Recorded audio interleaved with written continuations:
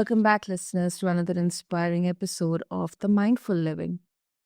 I'm your host, Sana, and today we are diving into a very unique and fascinating conversation with our guest, Enzo Dal Verme, a celebrated Italian portrait photographer whose work has graced the pages of Vanity Fair, The Times, LA, GQ, and more.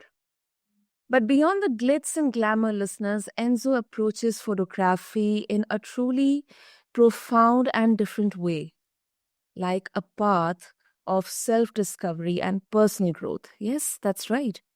With over 3 decades of experience in meditation, Enzo has redefined the art of photography as an active meditation practice, one that fosters presence, focus, and even emotional connection.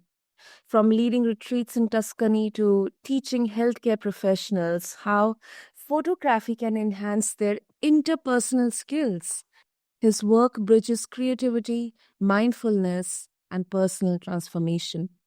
So get cozy, grab your favorite beverage, and join me as we explore the intersection of photography and meditation.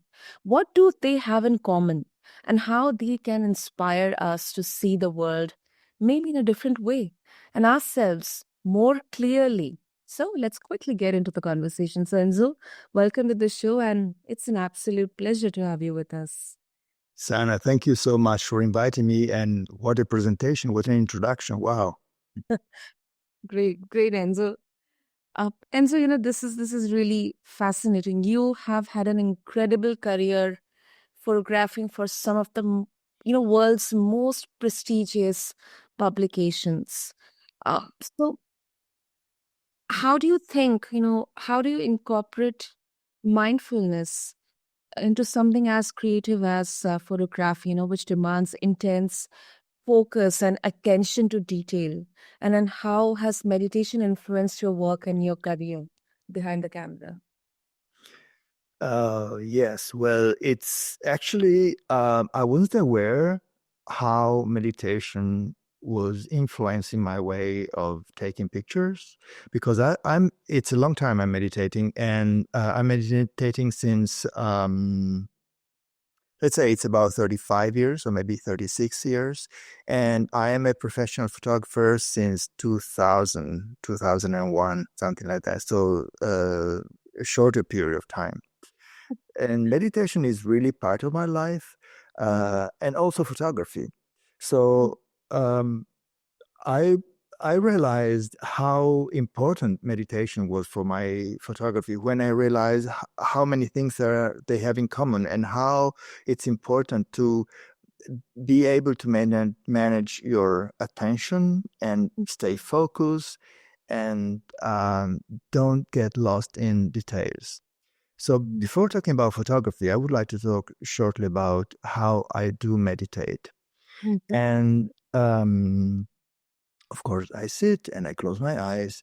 And then when we do this, especially at the beginning, very often there are, well, even later on, actually, but we have all these thoughts that are popping up in our mind.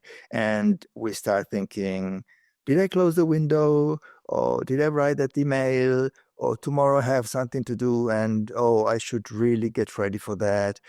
Or I'm a bit hungry. I would like to cook this and this and this. Or my skin is itching, or things like that. You have a lot of things that are popping up in your mind.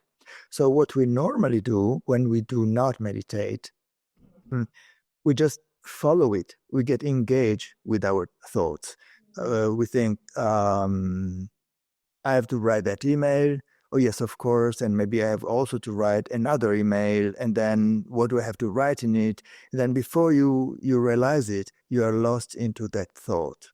When you meditate, what happens is that the thought is arising in your consciousness, and then you are present to it. You realize, oh, well, there is a thought in my space, in my consciousness, but you do not engage with it. So it's not that you don't think anymore.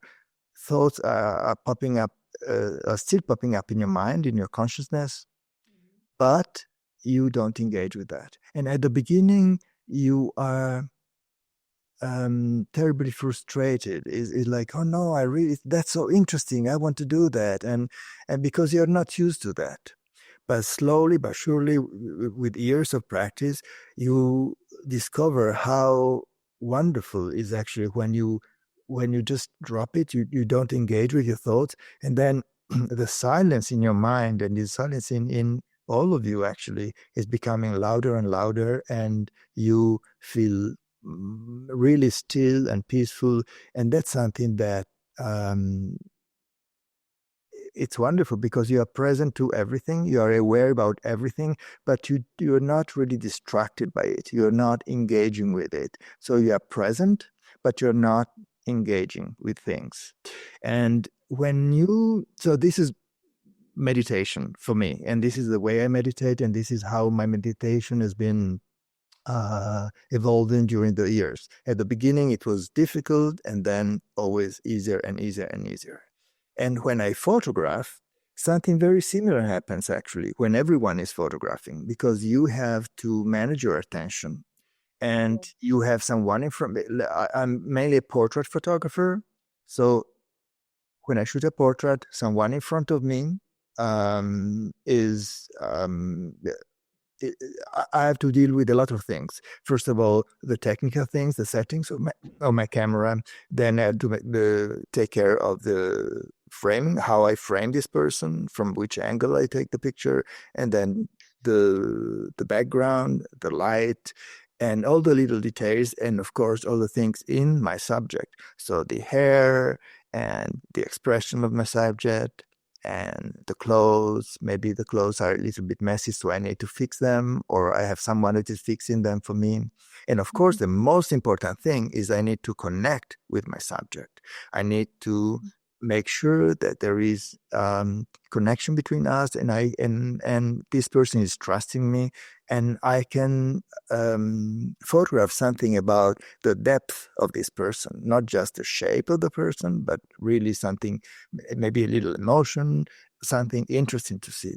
So you see how many things I have to take care of when I take a picture, when I take a portrait. It's not just clicking on the shutter. You need to take care of many, many things. You're multitasking.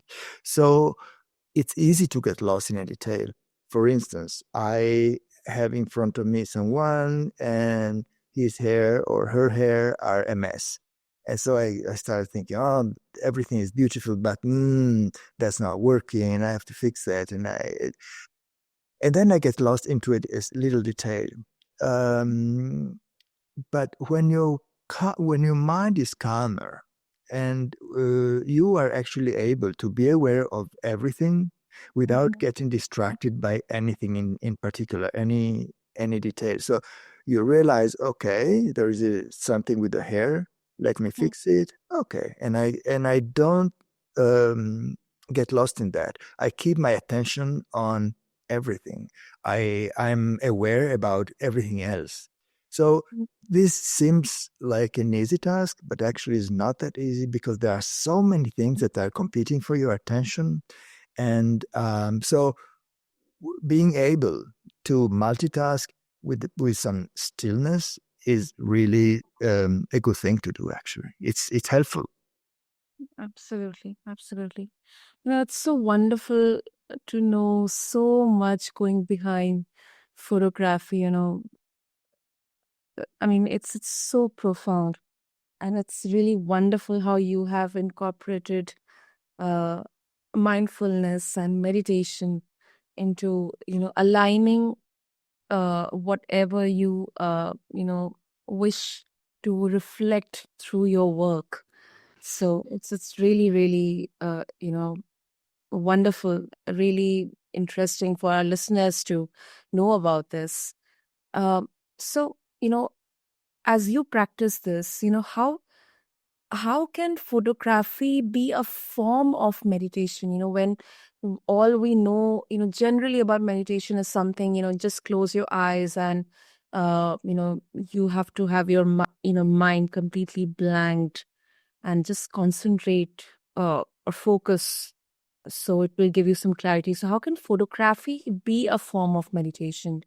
And how can it help to stay present? How does it help you stay present during shoots and, you know, the kind of impact it has on your subjects?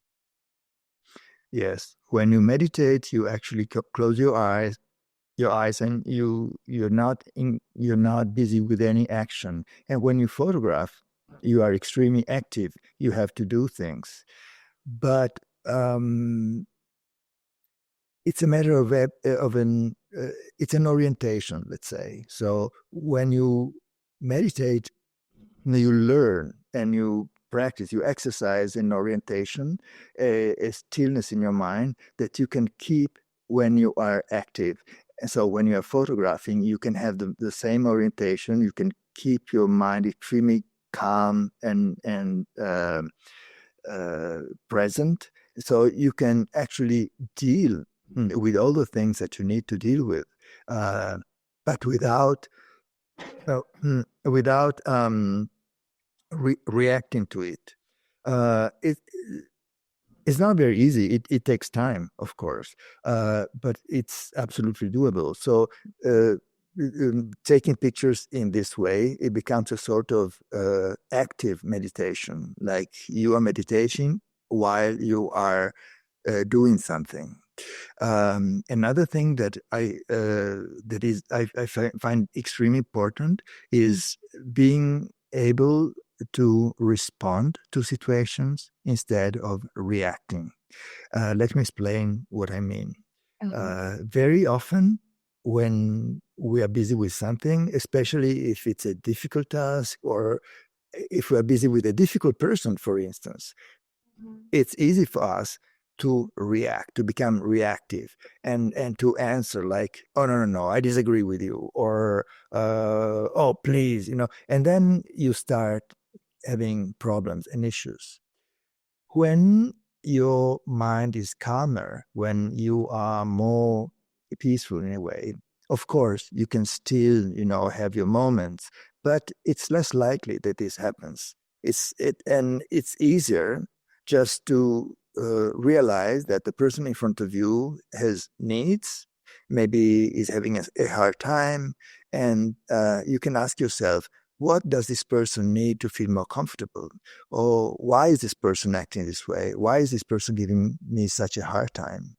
And then you can respond to the situation. Maybe this person needs to feel more uh, considered, or something that maybe it's a limit of this person.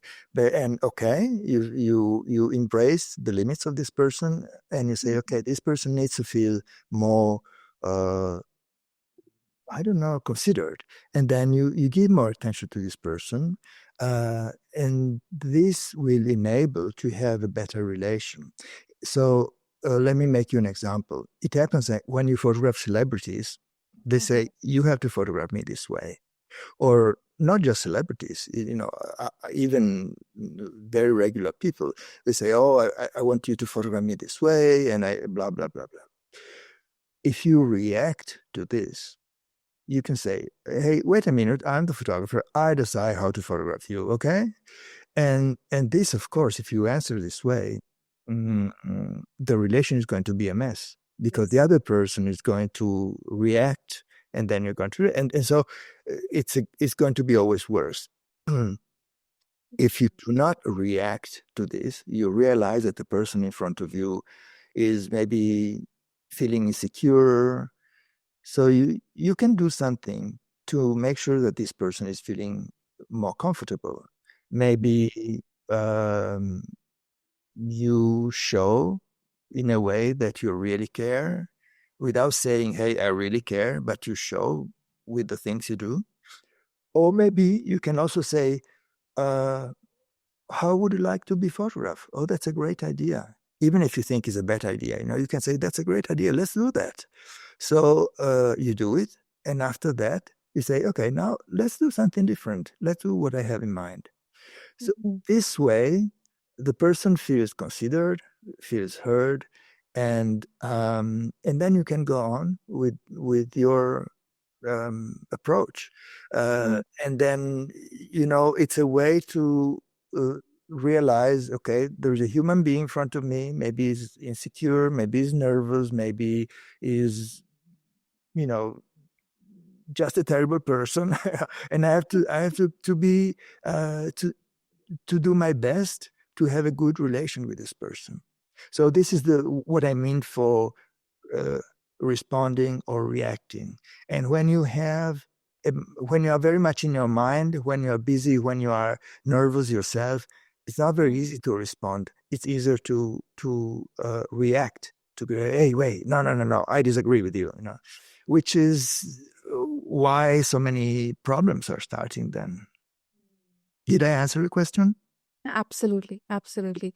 And I really loved, when he explained using the example, instead of just saying to the person or the subject person you are getting, you are photographing, that, okay, let me do this my way. Instead of that, just, ask them, in what way do you want to get photographed? So it kind of builds that empathy, creates that empathetic relationship between the person you are photographing and you. And it's a brilliant way of inculcating or share displaying the output of mindfulness meditation in your work. I, So, I also have to add something that the photograph always needs to lead. And when the subject wants to lead, then the issues are starting. So mm, you can, of course, say, "Hey, how would you like to be photographed?" Fine, wonderful. Let's do that. But if the subject is really wanting to lead too much, you need to use all your diplomacy to make sure that the relation stays okay, stays fine. But you are leading. You have to decide. You have to do your job. You are the photographer. You're not the subject, and the subject is the subject, is not the photographer. So you need to have the freedom to use your experience to do that picture. In fact, whenever you have a photographer that is not making very clear this, mhm. you can make it very clear in a gentle way, and sometimes photographers are not very good in being gentle, but you when you're not able to make it clear, then the problems are starting, because the subject wants to lead, wants to say to the photographer, you have to do this, you have to do that, and this is not a good idea. So you have all these problems that can arise in a relation between the photographer and the subject. And actually, they are the same problem that can arise in your everyday life. And just with a little bit of, um, with your attention, and when you are trained to do what you need to do, and to have a good relation, then things can go on in a smoother way. Otherwise, very often you can have personal issues. Yep, yep, true. Great, Enzo. Okay. Also, both meditation and photography, it encourage looking beyond the surface. So how do you use your lens to capture the essence of your subjects, and how does mindfulness help in this process? Great question, because very often when we photograph, we think that you have to take care about the shapes, the forms that we have in front of us, the colors, the light, and that's it. But in fact, if you read like photography books, or very often, teachings, they are talking about how to use the camera, the technical aspects, and the how to frame the light, and the shapes, and the balance between dark and light, things like that. But the interesting thing when you look at a portrait is not a shape, is the life that is expressing itself through a shape, in a shape. Because otherwise, you take a picture of a statue, because a statue can have a beautiful shape, but what we like in a person is the life itself, the an emotion or whatever this person is expressing in that moment. Maybe this person is very, very shy, and fine. It's beautiful to take a picture of the shyness of this person. If this person is not comfortable showing the shyness, okay, so maybe you can show another aspect of this person. We have so many facets, and it depends on the relation that you're able to have with your subject. One or another facet is shown. For instance, if you are not very nice to the person in front of you, very often the subject is going to be feel uncomfortable and show you something, like a part of the subject that is defending a little bit, that is resisting to you. And this is very clear when you see certain like fashion photographers that they have huge ego, and they are ordering models to do this and this and this. Then you see the models that they are maybe beautiful but very stressed. And then you have other photographers that are really making a lot of attention on the relation. There is a photographer that I worked with a while ago, well, quite some time ago, and he said that he wanted every model to fall in love with him. And I was like, well, this is a bit too much, maybe. But because he wanted to see in the pictures this the face of someone in love, or the face of someone really open. And I agree with him. Well, although I am not the same, I don't want my subject to fall in love with me, but it is very important to have the person in front of you that feels very comfortable, and the relation is very open, because the relation is something alive. There is me, there is a subject, and there is a relation. And I give my contribution, my subject is giving his or her contribution, and then the relation is becoming, wider and relaxed, and then things can happen. When you feel very comfortable with someone, you will show to this person, in this case to the photographer, maybe something a bit intimate of you, an expression that you don't show to everyone. And that's interesting. Interesting, yeah. Definitely, Enzo. Also, your retreats, they combine photography and mindfulness in a unique way. So, what role does meditation play, especially during these sessions? And how does it enhance participants' experiences with photography? Yeah, I teach this. I lead these retreats in Tuscany, in Italy, and sometimes somewhere else where they invite me here and there, but mainly in Tuscany. And we start the day. Actually, we start the day with Qigong, which is a martial art. It is just 20 minutes every morning. We wake up and we go in the park, and we do 20 minutes of Qigong, which is a martial art that is helping us to be more focused and more present. It's a very simple thing, very simple movement. You don't have to dress in any particular way. You just, you're just standing there on the grass, and it's a nice way to wake up and to feel more focused. Then we have a fantastic breakfast, because we eat really well there. And then we have another 20 minutes meditation, and that's it. We don't spend the entire retreat meditating. We just do meditation in the morning. It's a lead. I lead the meditation. It's a meditation that it's done for people that maybe are not very used to meditate, but if you are an expert in meditation, that's perfect as well, because you will go deeper. And it's just a way to feel more present, more confident in a way, and to calm your mind.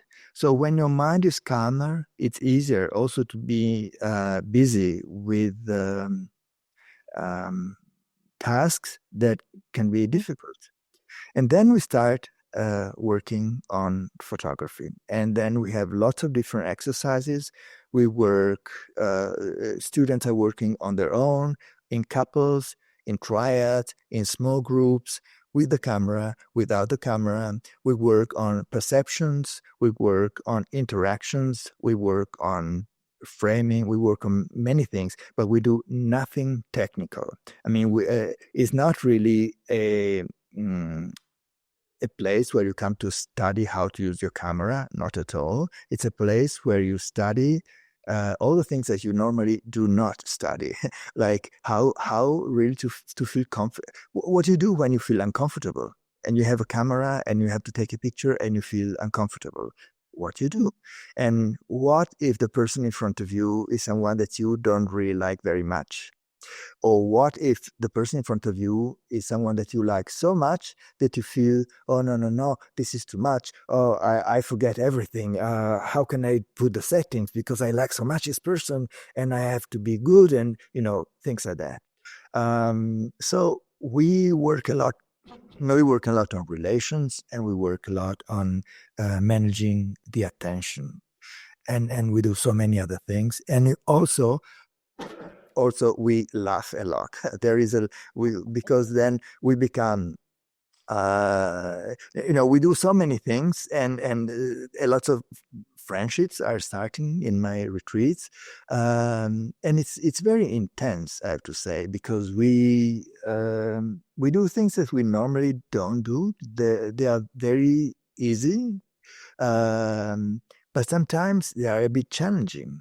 I mean, not terribly challenging, but just, when you are making an exercise, for instance, on prejudice, and you are invited to explore if you have prejudice.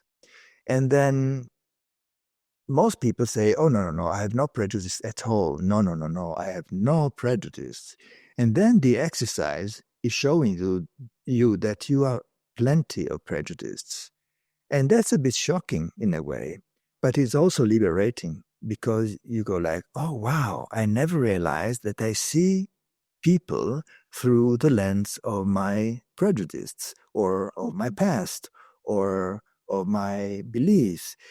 And then you see it, and it's not really a shock, but sometimes it's like, oh, wow, hey, I didn't know that. And then when you realize that, you are able to see the subject of your pictures in a different way. There is more room for them and less room for the fixed way that you normally see people. And I tell you what I'm making a little example. For instance, sometimes you see a person and you think, I don't like this person. No, I don't like this person. And this happens every day, but you don't know why. And then finally, if you go inquiring into that, you realize that maybe this person has the same shoes, maybe, of your neighbor, and you really don't like your neighbor. And then unconsciously, you make a connection. And whenever you see this person, you think, I don't like this person at all. So this is a very simple example. There are so many other mechanisms that are working, but we explore all those things, and that's why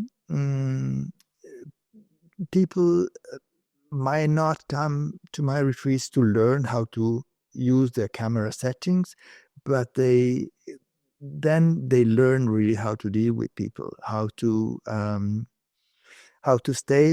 see people, how to observe people in a different way, not in the way very often we are used to look at people. Yeah, yeah, that's really beautiful, Enzo. Also, uh, some might argue that mindfulness requires letting go of ego, but photography, it often revolves around the photographer's vision. So, how do you ensure mindfulness doesn't get overshadowed by the pursuit of artistic perfection? Okay, well, yes, ego, it's good to let go of the ego, but until we're alive, I'm afraid our ego is going to be there and stay. So, but what we can do is to make sure that our ego is not too much in the way. And so that means being aware of it, being aware that, for instance, you are absolutely, you absolutely want to do something, no matter what. Oh, yes, I need to do this picture this way. Then you realize that, and maybe you can be more gentle and say, okay, this is what I would like to do, but let's see what happens. And so you change your orientation, because very often photographers think, I do the picture. And I say the photographer is not shooting the picture. The picture happens. The photographer is preparing the ground for the picture to happen. So you prepare the ground, you can put your intention, and you can do whatever is needed to be done. But then you need to leave space to things to happen. In fact, you have in mind that you want to take a picture of your subject and to show something about your subject, but maybe your subject is going to show you something completely different. So you can do two things. One is become very upset because the subject is not showing you what you want. Oh my God, I have to do something. And then you start becoming annoying. Or then you can be open to whatever happens and say, oh, wow, this is completely unexpected. How interesting. And get curious about that and explore that and just let things happen. And so you will have a picture that is completely different from the picture you had in mind, but you will have a very interesting picture. And you will discover something, and maybe your subject will discover something as well, because your picture can be a wonderful mirror for the person you're photographing. So it's a matter of attitude, actually. So the ego is there, but it depends on the way you deal with your ego. That's really a great answer. Also, Enzo, before we wrap up this beautiful conversation, um, so over 3 decades of meditation practice, what key lessons um, have you learned that apply not only to photography but also to life in general, and you would like to share with our listeners as well?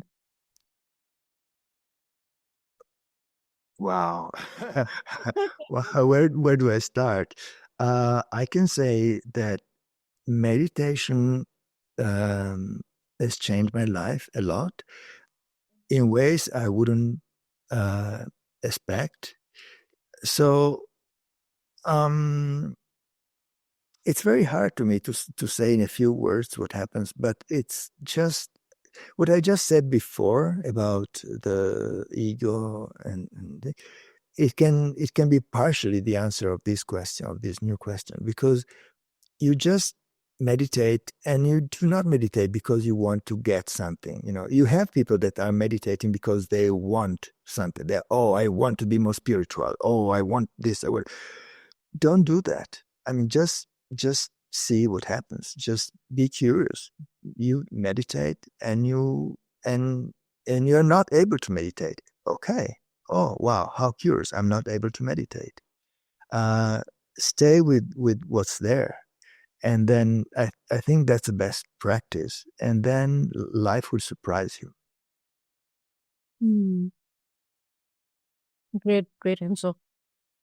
Well, if our listeners they want to connect with you and explore more about your work, about your beautiful retreats on meditation and photography, how they can do that? There is a website that is photography-retreats.com. Then there is also an Instagram account. I forgot. I forgot the. I can tell you my personal Instagram account, which is Enzo Dal Verme. That's it, very easy. But anyway, the best way is go visit photography-retreats.com, and then you will find a lot of information about the retreats. And also there are several articles in the blog where I share things. There is an article that I like very much, and it's about photography and meditation. So I really suggest anyone who is curious, who liked this conversation that we had today, to go look for it and read it, because there are a lot of information there. And also there is a page where I publish most of the podcasts where I've been invited. So this podcast will be there as well. If you add yourself to the mailing list, sometimes, because I send out maybe 4 or 5 or 6 emails every year, so not very often. But I send out emails with information about the new retreats or new articles or things like that. So the best way to stay in touch with me is just to add yourself to the mailing list on photography-retreats.com. Great. Great, Enzo. We'll have all the details mentioned in the show notes. And thank you so much for this lovely conversation where, you shared your wisdom and, you helped us open our eye to the profound connections between photography and meditation. And I think, whether it's all about capturing the perfect shot or finding that inner stillness, today's conversation, it reminds us of the beauty of presence, focus, and self-discovery. So thank you so much, Enzo. Sana, thank you so much for inviting me. And the next retreat is in May. So why don't you come over? I wait you there. Sure, Enzo. And I encourage all of our listeners to explore as well. And do look out for Enzo's retreat in May. And if you all are inspired as I am, make sure to check Enzo's photography, retreats, and his fascinating blog on the connection between photography and meditation. You can refer the links in the show notes along with this episode. And thank you to everyone for tuning into the Mindful Living. Don't forget to subscribe, share this episode, and leave a review to let us know what resonated with you. Until next time, this is your host, Sana, signing off. Thank you.